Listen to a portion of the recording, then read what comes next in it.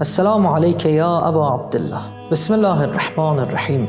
اگر کسی بصیرت نداشته باشه، حتی ایمان جوشانی هم داشته باشه، بازم فریب میخوره. امیرالمومنین علیه السلام تو جنگ صفین فرمودند: وقد فتح باب الحرب بینکم و بین اهل القبله ولا يحمل هذا العلم الا اهل البصر والصبر والعلم. یکی از بسترهای اجتماعی ایجاد فتنه شبه افکنی است. نتیجه شیوع شبهه در جامعه بی‌توجهی به ارزش‌ها و احکام دینی است.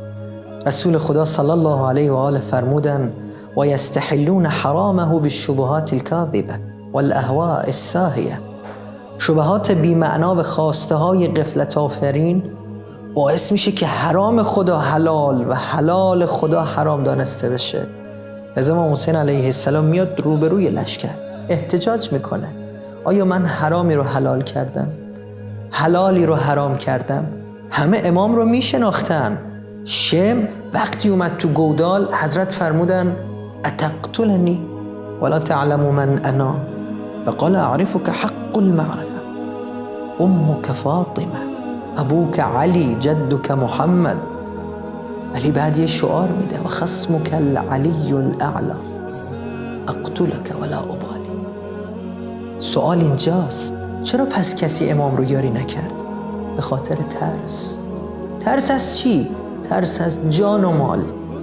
اونجایی که بزرگان میترسن، اونجایی که همه احساس میکنن اگه بیان احتمال هست وجاهتشون، هیبتشون از دست بره، اونجاست که جوهرها و باطن افراد شناخته میشه.